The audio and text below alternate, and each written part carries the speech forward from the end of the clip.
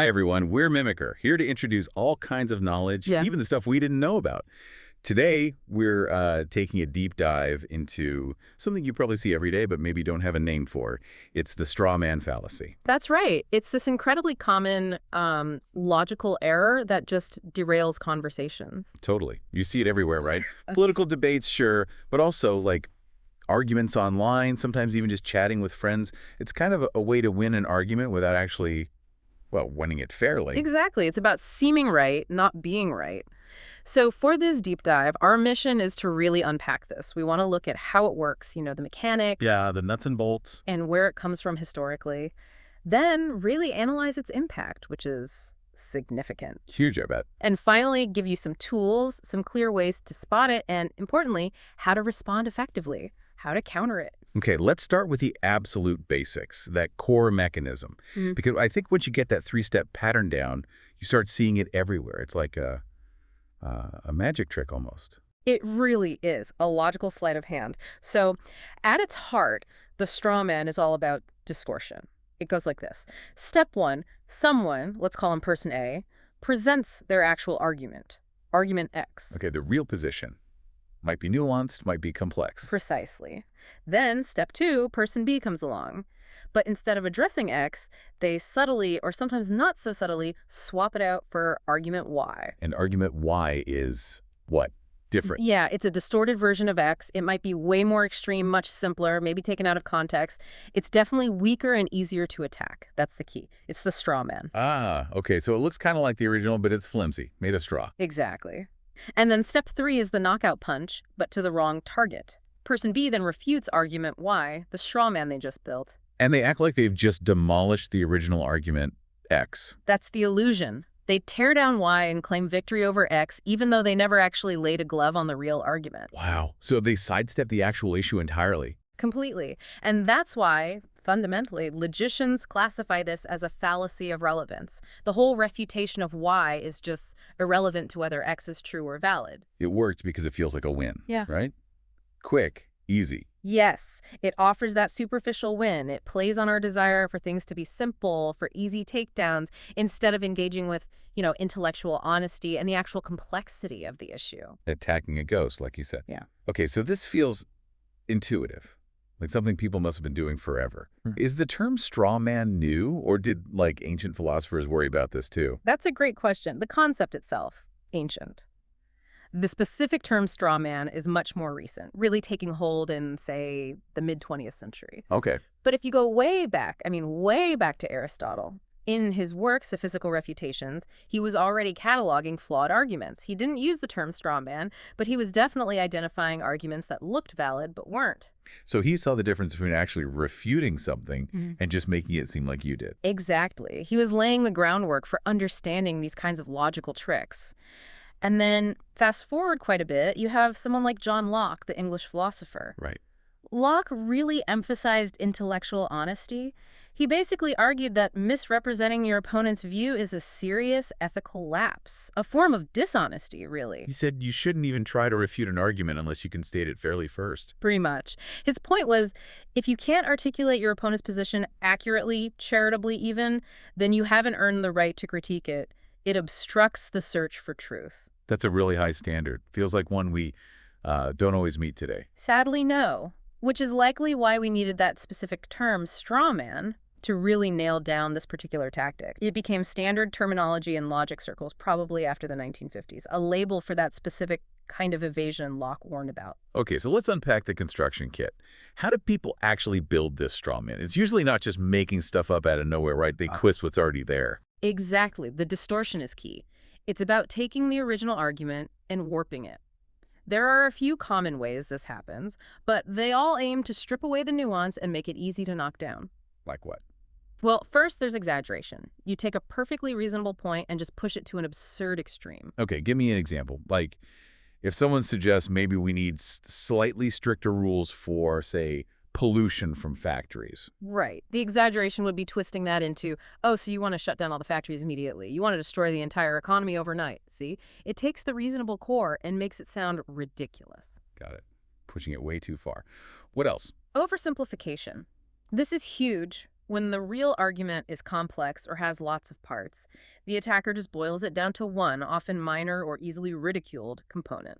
So if the argument is schools should increase funding for arts education because it boosts creativity, critical thinking, and correlates with better test scores in other subjects. The oversimplification might be. So you're saying kids should just splash paint around all day instead of learning math and science. It ignores all the other reasons and benefits mentioned. Right, picks the easiest bit to mock. What about quoting out of context? I feel like I see that constantly. Oh, yeah. Decontextualization. You snip a phrase or sentence out of its original setting, removing the surrounding words that give it its actual meaning. Like that example you mentioned earlier. A scientist says, under specific conditions, excessive exposure to violent video games may have some negative effects on certain young children. And the headline screams, "Scientist proves video games cause violence." All the qualifiers, excessive, may, some, certain, they're just gone, changes the meaning completely. And then there's just making things up. Fabrication, yeah. Attributing a position or claim to someone that they simply never made. It's bolder, but it happens. Now, is this always done on purpose? Like purely manipulative? Or can someone build a straw man by accident? That's a crucial point. It can be unintentional. Sometimes the original argument is maybe really dense or poorly explained, or the listener's just not paying close attention. Maybe they're biased already. So they might genuinely misunderstand and then argue against their misunderstanding. Exactly. They construct that weaker version Y in their own head by mistake.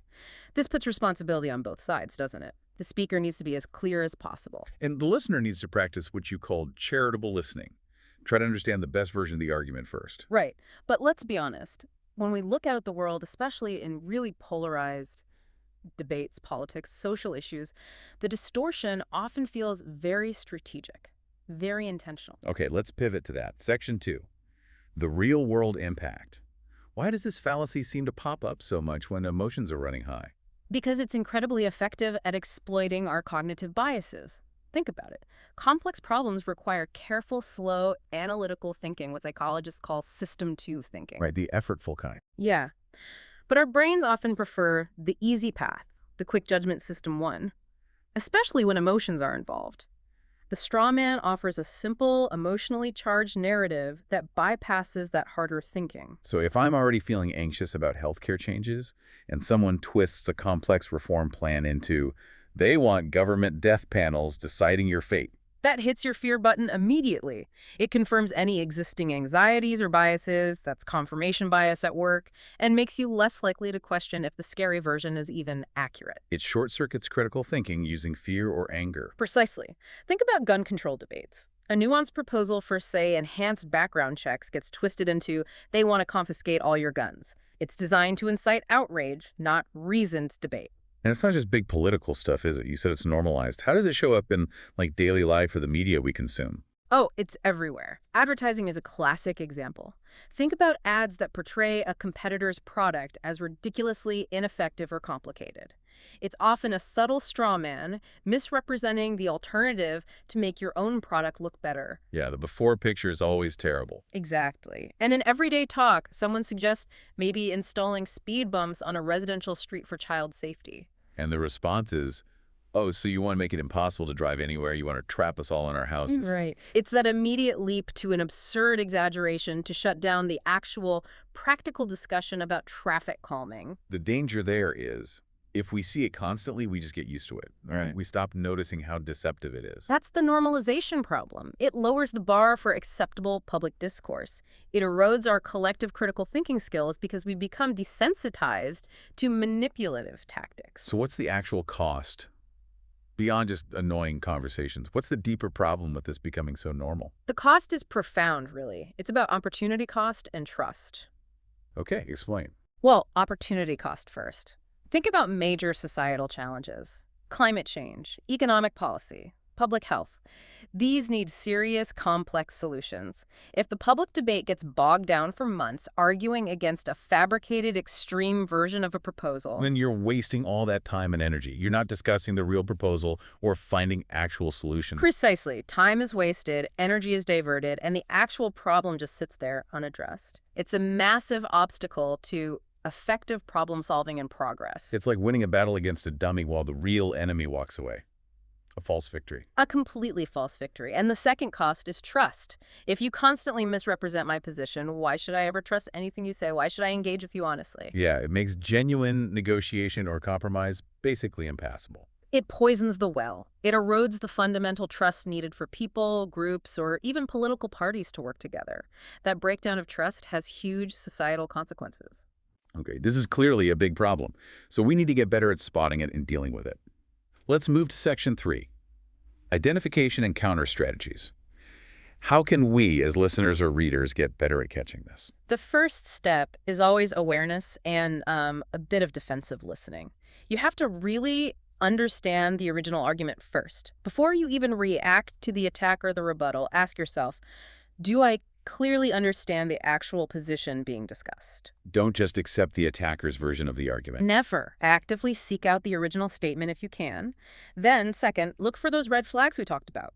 Is there a sudden, unexplained leap from a reasonable claim to something totally extreme or absurd? That exaggeration or oversimplification step. Yeah. Ask. Does the rebuttal actually match the complexity of the original, or does it feel suspiciously simple? Third, pay attention to your own reaction. Evaluate emotional appeals. How so? If the rebuttal makes you instantly furious or scared or outraged, pause. Strong emotional appeals are often used to cover up a lack of logical substance. They might be trying to distract you from the fact that they aren't addressing the real argument. So high emotion can be a warning sign of a weak argument, possibly a straw man. It often is. And fourth, if you're unsure, seek clarification. If you're in the conversation, ask. Could you restate their point again? I want to make sure I understand who you're arguing against. If you're reading, look for context.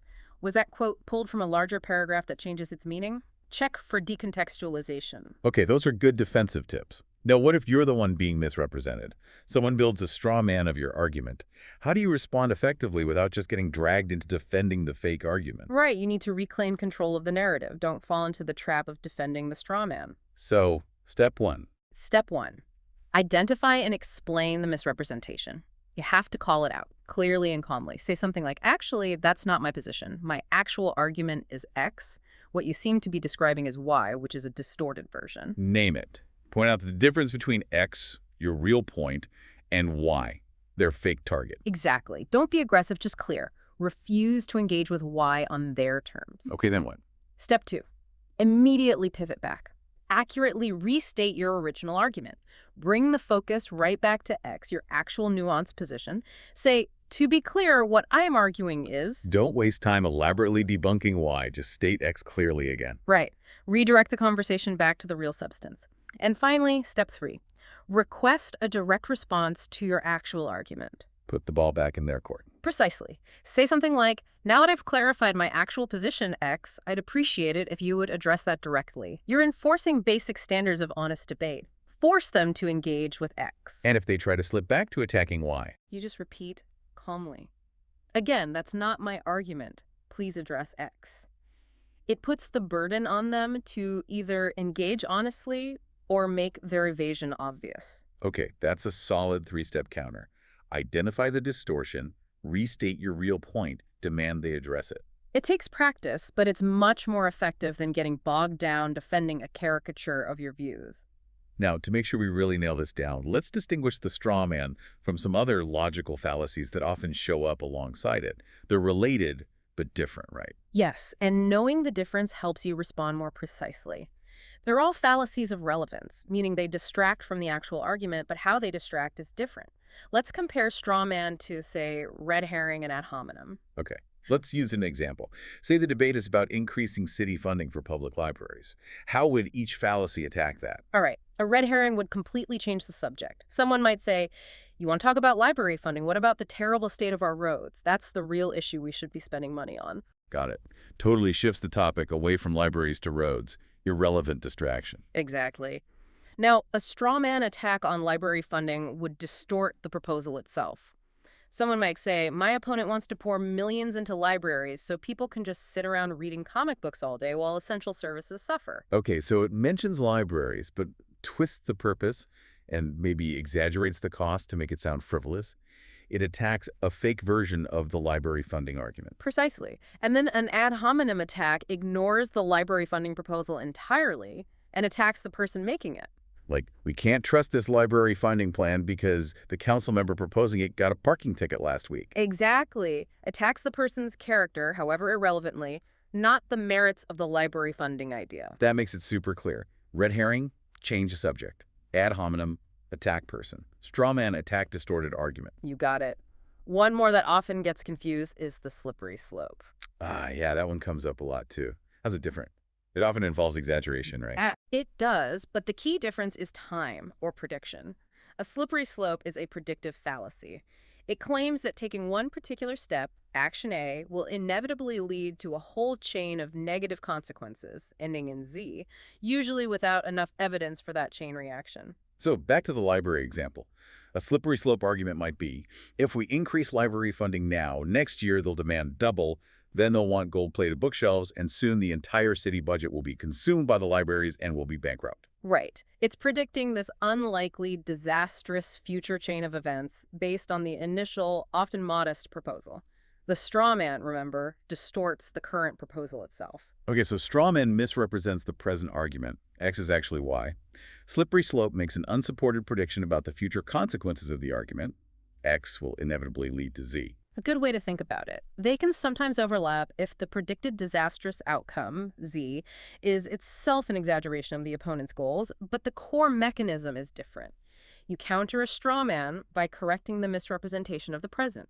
You counter a slippery slope by questioning the evidence for the predicted future chain reaction. This whole deep dive really highlights how much discipline is needed for good arguments. It's not just about making your own case well, but also about listening fairly and demanding that same fairness from others. We need to hold the line on intellectual honesty. Absolutely. And here's maybe a final, slightly unsettling thought to leave you with, something that emerges when you look at how this plays out. It seems that arguments with more nuance, more careful qualifications, more specific details, Yeah. they can actually be more vulnerable to straw man attacks. Wait, really? Why? That seems backwards. Think about it. The more details and qualifications you include, the more potential points an opponent can grab onto, take out of context, or selectively focus on to build their distorted version. A very simple, blunt statement is harder to misrepresent subtly. Huh. So being careful and precise can actually give a bad faith opponent more ammunition to twist your words. It's a paradox of clear communication in an adversarial environment. It means the challenge is constant. How do you convey complex ideas with the necessary detail and nuance, while also anticipating and maybe even preemptively defending against potential misrepresentations? It requires real skill and vigilance. That is genuinely provocative. It means clarity isn't just about being understood, but also about resisting misunderstanding, intentional or not. Definitely food for thought. Thanks for tuning into this deep dive. If you enjoyed our content, don't forget to like, subscribe, share, and turn on the notification bell.